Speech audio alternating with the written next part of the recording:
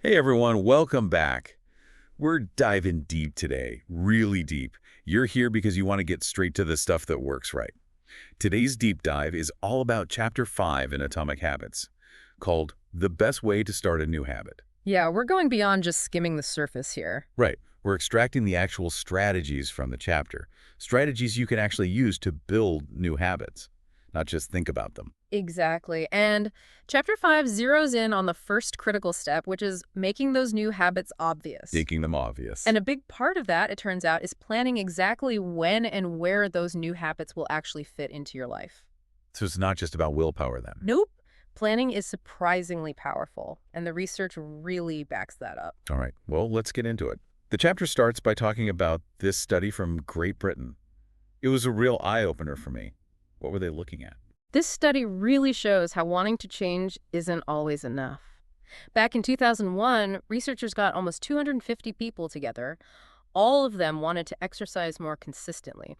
Over 2 weeks, they split them into 3 groups. First group was the control group. All they had to do was track how often they exercised. So just a log of what they were already doing. No pressure to change. Exactly.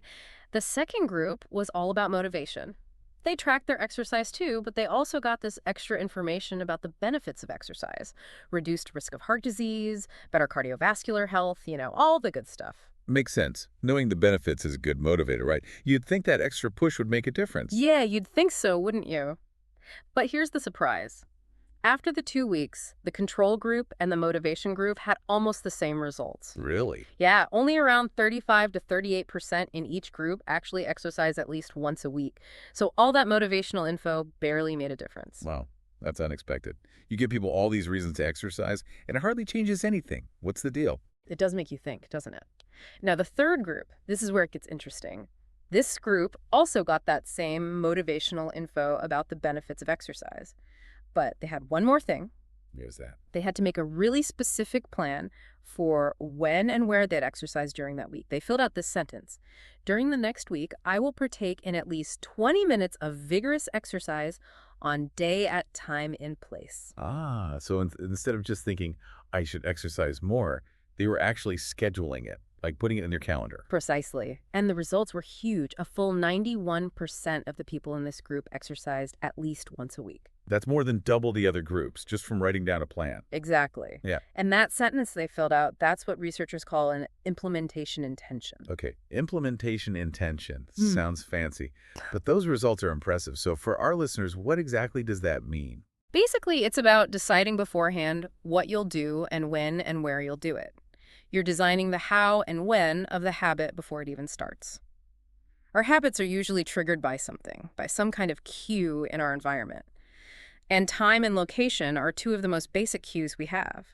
So implementation intentions are about using these cues on purpose.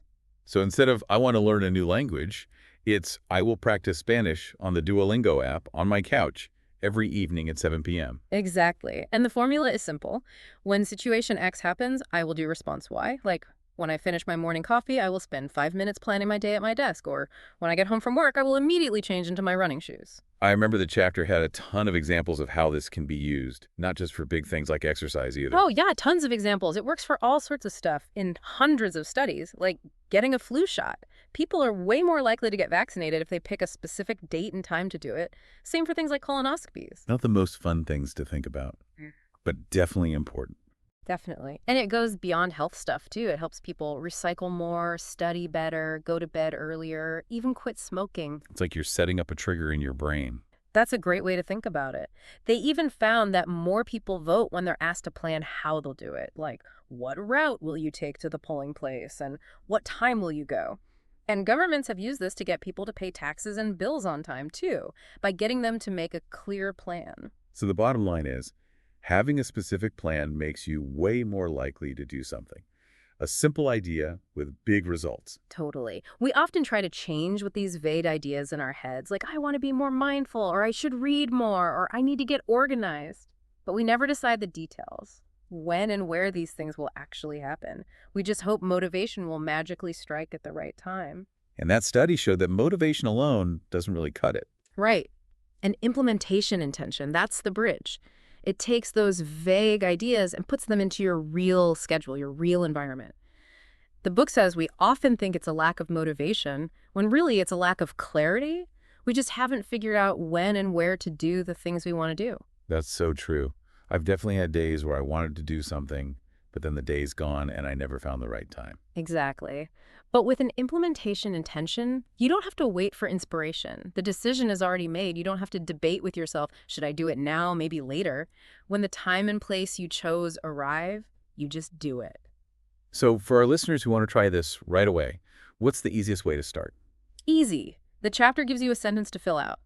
I will behavior at time and location.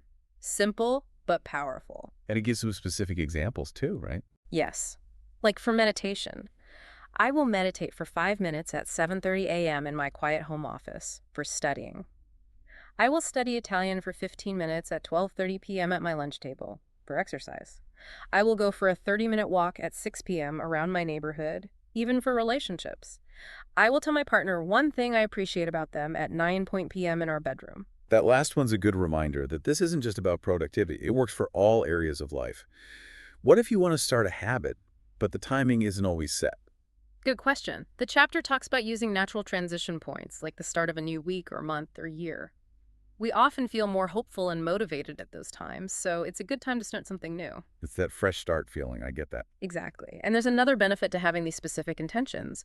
When you know exactly what you're going to do and when and where you'll do it, it's much easier to say no to distractions. We often get sidetracked because we haven't really decided what we should be doing. So those vague goals actually make it easier to get pulled off track. We make excuses because the goal itself isn't clear enough. That's right. Giving your habits a specific time and place makes them real, makes them matter more. The goal is to make that time and place such a strong trigger that over time you almost automatically do the habit when that cue appears. It's like setting an alarm clock for your habits. Love that analogy. Now, Chapter 5 then introduces this other super effective strategy for making new habits obvious, and Stanford professor B.J. Fogg calls it habit stacking. Habit stacking. It sounds like you're literally stacking one habit on top of another. That's the idea. You're using the routines you already have, the ones that are already solid, as a foundation. Remember how we talked about how one behavior often leads to another? Habit stacking is using that to your advantage. So instead of focusing on a specific time and place, you're connecting the new habit to something you already do automatically. Exactly. It's kind of like a special type of implementation intention, but instead of linking the new habit to a time and place, you're linking it to an existing habit. The formula is, after current habit, I will new habit. Give us some examples. I'm curious to see how this works. Okay, for mindfulness. After I brush my teeth in the morning, I will take one deep breath. For writing. After I sit down at my computer, I will spend 5 minutes outlining my next paragraph. For hydration. After I finish my lunch, I will immediately fill up my water bottle. Even for relationships. After my partner and I finish our evening TV show, I will ask them about their day. So the key is finding those habits you do consistently, without fail. Those are your starting points. Right. And once you get comfortable with that basic structure, you can start linking small habits together. It's about using the momentum of one completed behavior to lead into the next. The chapter calls this the Diderot effect. The Diderot effect. Remind me what that is again? It's this interesting idea named after a French philosopher, Denis Diderot. He lived a pretty simple life, but then he got some money and bought this fancy scarlet robe. And this new robe made all his other stuff look bad. So he ended up buying a new rug to match the robe, then new furniture, and so on. It's how one purchase can lead to a bunch of other related purchases. Oh, I totally get that. Buy a new phone, suddenly you need all the accessories, then a new case, and it just keeps going. Right. Habit stacking uses that same idea, but in a positive way. One good habit triggers the next. The chapter has examples of morning routines like this, like, after I turn off my alarm, I will make my bed. After I make my bed, I will drink a glass of water. After I drink a glass of water, I will do 5 minutes of stretching. You can do the same for evening routines too, right? Of course, like, after I finish dinner, I will load the dishwasher.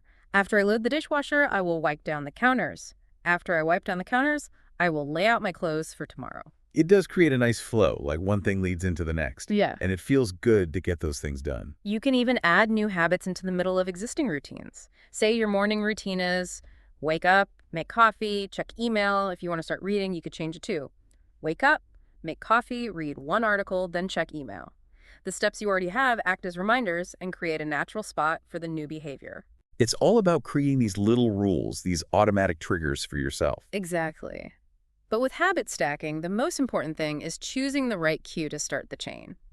Unlike implementation intentions, where you specifically pick the time and place, with habit stacking, you're relying on the existing habit to be the cue. So that after current habit part is super important. You need a habit that's reliable, that you always do, and that happens around the time and place you want to do the new habit. Absolutely. The time and place of that cue should be a time and place where you're likely to succeed with the new habit. You wouldn't want to try and focus on writing if you know there will be interruptions. Also, the cue should happen as often as you want to do the new habit. If you want to do something every day, connecting it to something you only do once a week won't work very well. Makes sense. So how do you actually find those good, reliable habits you can use as anchors? The chapter suggests a couple of things. First, brainstorm a list of habits you already do every day without thinking. You could even use that habit scorecard we talked about before to help you find them. Another thing is to list things that happen to you every day no matter what, like the sun rising, your commute, the end of a meal. Once you have those lists, look for spots where you can add your new habits. So you're basically looking for existing triggers in your day, and then you can attach new behaviors to them. Exactly. And the best cues are very specific and tell you exactly what to do. The author gives an example of trying to start doing push-ups. At first, he used the stack, when I take a break for lunch, I will do 10 push-ups. Right. But that was too vague. Before lunch, after, Right. where. It wasn't until he made it more specific, like when I close my laptop for lunch, I will do 10 push-ups next to my desk, that the habit really stuck. That level of detail is key. Yeah. We've talked about it before. Vague goals just don't work. Nope. Whether you're using implementation intentions or habit stacking, the main idea is the same. You're trying to make it super easy to start your new habit. Like Chapter 5 says, both strategies are about creating clear cues and making a plan for when and where you'll take action. And it all goes back to that first law of behavior change. Make it obvious. So, wrapping it all up, we've gone deep into Chapter 5 of Atomic Habits. We've explored two powerful tools for starting new habits. Implementation intentions, where you plan the exact time and place, and habit stacking, where you connect your desired behavior to a habit you already have. The main message here is, Yeah. if you want a new habit to stick, you got to make the start of that habit obvious. Absolutely. And now, for you listening, think about this. We've talked about how important it is to have a clear when and where, or after what. So what's one small habit you could use either in implementation intention or habit stacking for today? Take a minute right now, pick a strategy, and commit to taking that first step. That's your homework. And remember, this is just the beginning. There's so much more to learn about building good habits. We'll be back with more deep dives into the other laws of behavior change, so make sure to join us for those. Thanks for listening. See you next time.